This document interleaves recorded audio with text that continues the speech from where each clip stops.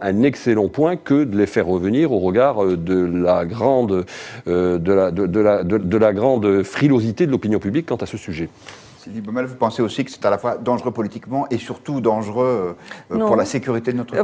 Oui, c'est sûrement dangereux, mais moi je trouve qu'il est bien gentil, Manuel Valls, mais c'est vraiment facile. C'est vraiment facile de...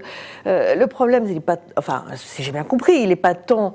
D'ailleurs, c'est ce qu'a dit Nicole Belloubet, il n'y a pas tant de savoir s'il faut les faire rentrer ou bien qu'ils restent là-bas. C'est que, comme vous le disiez, on est à peu près sûr qu'ils ne vont pas être jugés en Irak maintenant, vu l'état de désorganisation de l'Irak, qu'ils ne vont même pas être transférés en Irak.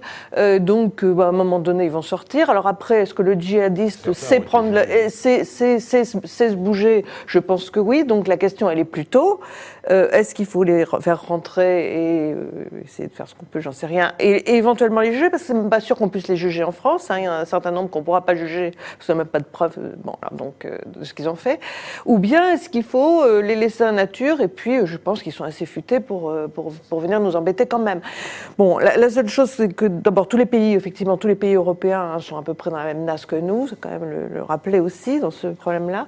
Et puis, je voulais vous dire un petit truc qui m'a amusé, si on peut dire, parce que le sujet n'est pas amusant, mais sur ces programmes de déradicalisation, d'abord, ils sont assez récents, hein, donc on ne peut pas vraiment faire de bilan. Le dernier, il avait été changé, parce qu'il y en avait un qui avait un truc collectif qui ne marchait pas, il date d'à peu près 1 an. Il y a 110 personnes aujourd'hui seulement qui sont suivies. Hein, et alors, mais c'est juste pour dire que le Danemark appelle son programme de déradicalisation Exit, remettre dans le droit chemin, ce que je trouve assez clair. Et nous, l'appel recherche, il s'appelle RIVE, R-I-V-E, recherche et intervention sur les violences extrémistes.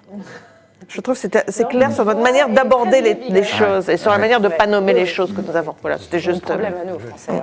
Mal nommer les choses, c'est ajouter du malheur au monde, disait Camus, je crois. Oui. On va parler d'un autre sujet où là, on nomme les choses, c'est le sujet du célibat des prêtres.